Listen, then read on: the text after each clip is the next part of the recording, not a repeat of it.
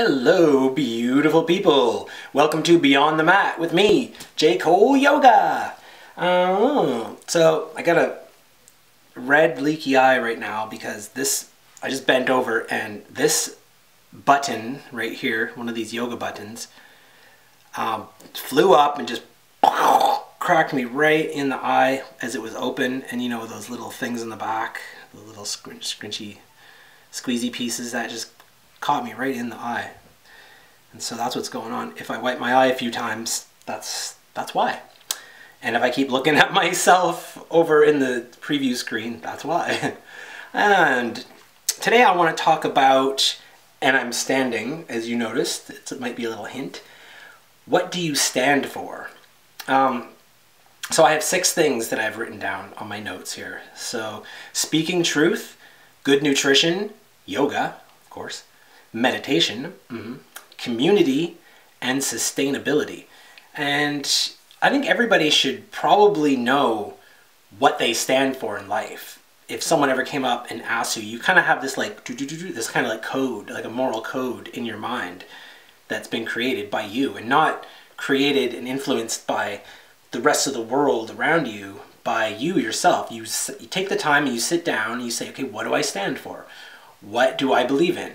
What are the things that make me, me, and who I am? You get to define that. You write your own story for this book of your life, this life. Don't even call it a book, just call it life. You are the writer of life for yourself. Whether you believe that or not, however stuck in a situation you are or not, you are always the creator, you are always the author.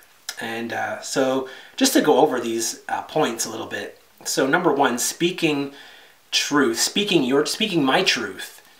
And a lot of people say like, oh yeah, I speak my truth, I speak my truth. And they just think like, yeah, I don't really lie. I lie once in a while, but not too often. That's not what speaking your truth is. Speaking your truth is finding your inner voice and being able to justly and accurately speak it and say it and communicate those things. And you can't really get into your voice until you've gone over a few other things. If we're looking at the chakra system, there's a few other steps before you get up to the throat chakra and before you can actually speak your truth and speak your own inner voice.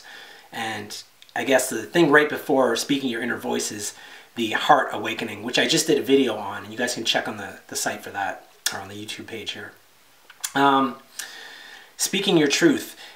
Speaking your truth could be anything when you're with your friends and all of a sudden you get like this, I don't know, it's like a pain in your heart, in your chest, this anxiety, just a quick little like stab of anxiety, and you're something about what's happening, what this situation is about that you're not okay with.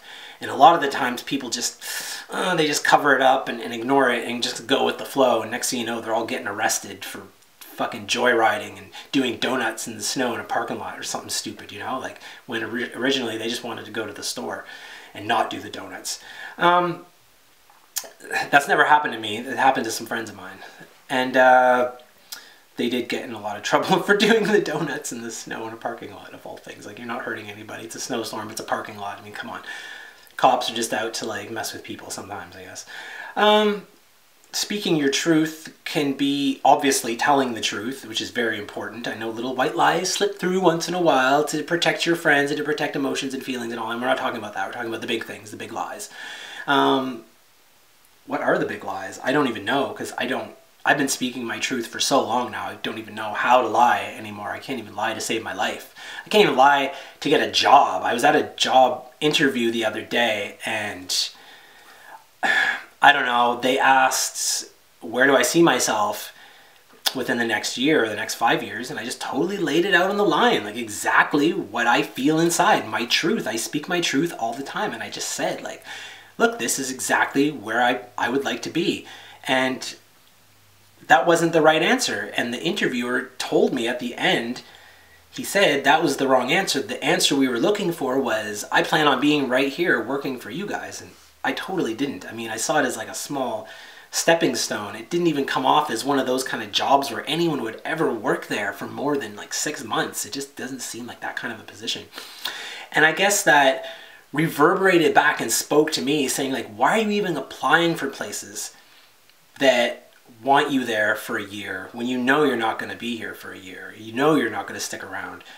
So maybe you should just, Jay, stop applying for these sorts of positions that want you there longer, and they're really gonna, I mean, looking at it from their point of view, they're gonna develop you, they're gonna put time and money into you and forming you and molding you to fit into their little company and the little thing that they're doing. So yeah, that's understandable, but I don't know, maybe they should have written in the job application, in the original advert, something about this is a long-term position, we're looking for long-term people. And then, you know, people like me, fly by night, we'll skip right over that. You know, we're not going to waste your time with the interview either if you do that. So speaking your truth, that's, I don't know how else to say it. I'm truthful to a fault at this point. Good nutrition. Woo! Vegan, gluten-free.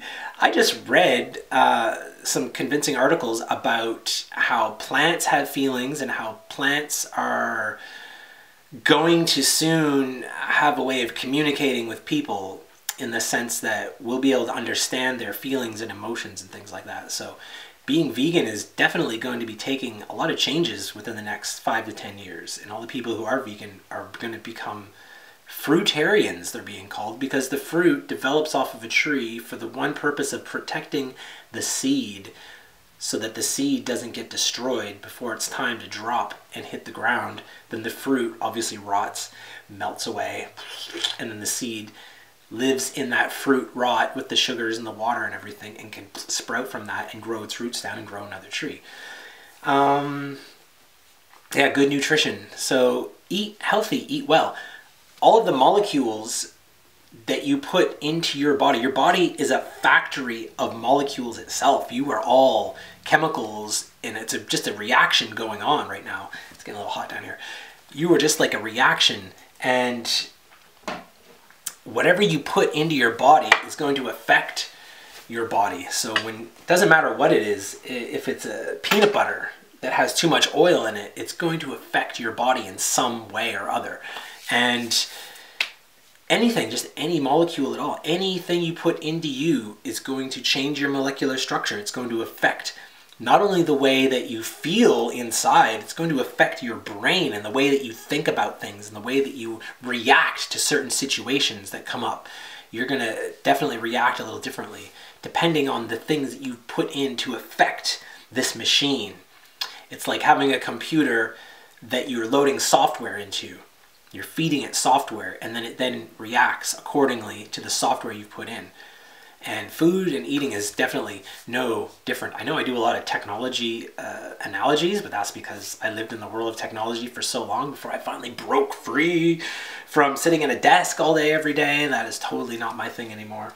And call centers and doing graphic design and anything where you just hunched over, click, click, click, bugging your eyes out, and it drains your creativity, and you go home and you're just a grumpy mess, and that is not for me. I will do other things. Number 3, yoga. Obviously, that's one of the things that I'm passionate about. It's part of my life. It's how I earn a living. It's why I got into making these podcasts with you guys. My brother said, hey, I got a podcast idea for you.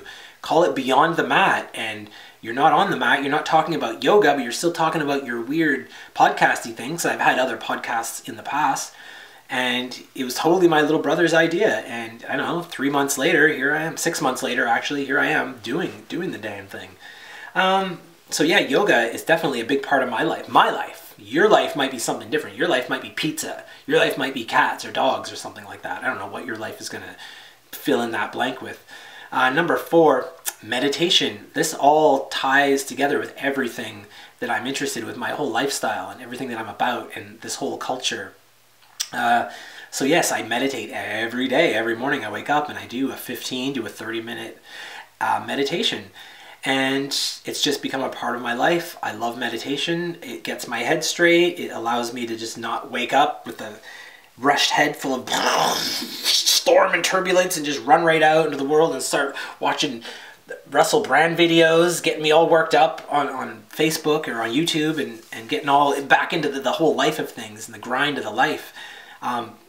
So yeah, meditation definitely allows you to, like, you know, take a step back, take a moment, reflect, allow the storm of the mind to just kind of fade and ease away. And for me, that's definitely a major reason of why I like meditation. It's not the only reason. This onion has many layers. I don't even want to call it an onion because onions are gross and they burn your eyes. I don't know what to call it. It's almost like the earth. The earth has many layers. This earth of meditation has many layers. Community. Community is very important to me. Having friends and family who work together, who know each other, who respect each other, who trust each other, can come together and have these communal living spaces like what I'm in right now. And we're able to help each other in that way. Like right now, I'm definitely feeling the benefits of having previously been a part of helping people in communal spaces, and now I'm being helped by this communal space that I'm in. And it's definitely appreciated. Thank you, everybody here. Love you. Yeah, community is very important. Community is how we raise our children. Community is how we go to work. It's how we drive cars. It's how we're able to coexist within this very dangerous and very real reality. I mean, there's nothing stopping anyone from just going across the street and killing your neighbor. Nothing is stopping you from doing that, aside from maybe a few locks on a few doors or your ability to source a good knife to cut someone with. So community, the sense of community, kind of keeps everybody in check, keeps everybody playing the same game. We're all on the same board here, in the same board game. And that's kind of important, although I can see how at times the board game may start to get corrupted, and then it might be time to just kind of, let's wipe this board clean, and let's paint some new squares on the board of where things should be and where they should go, and let's maybe start another little something something. Again, you know what, that's neither here nor there. That's something for in the future to be looked at. Number 6, sustainability. This is a good one. We need to not only have all of these things that I talked about in earlier, to speak your truth, to have good food, to do some yoga, exercise, running, any jogging, gym, whatever you have, meditation, getting your mind straight, praying, churches, things like that, community, where we all live together. Sustainability holds this all together. We can't do any of this if we can't be sustainable, if we don't have enough resources to continue on with what we're doing. And we need enough food for everybody to eat. We need enough clothes for everyone to wear. We need enough wood for everybody to build a house with. And I feel like this ties deeply, it's deeply knitted, tightly knitted with community, because with community, we seem to have, communities get too big. We outgrow our resources and we outgrow our sustainability. We have too many children and we have too many people coming into these spaces, in these areas, and just have too many. And when we have too many, then we no longer can support. We no longer have the sustainability when there's too many people. And then we have to start seeking external forces and external factors throughout the world to, oh, there's my eye again, throughout the world to bring in food. Now we have to bring in clothing and bring in lumber and wood and supplies to build the stuff that we need just to keep our little community going. And so that's definitely not sustainable. When you've reached a point where you need to start sourcing externally, that is no longer sustainability. And so it's tough to try and create a world like this, but these are just the things that I believe in. This is what I stand for. That's why I'm standing in this video once more. Wink, wink. And it's just an all-around good moral compass to have, a direction in life of where I want to go and where I think that my friends and family want to go. So that's it for today, y'all.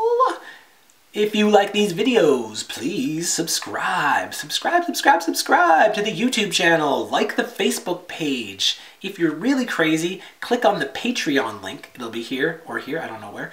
And click on that and you can donate a monthly donation as low as $1 a month, or you can do a one-time donation of like $5 if you want, or whatever. And you can totally set that up to $12 a year. $12 is all it would take to help me keep making these awesome videos and keep speaking my truth, which is part of what I stand for. Peace, love, and law. Peace, love, and law, blah, blah, blah, blah, blah. Peace, love, and light, y'all. Namaste, and all that other good noise. We out.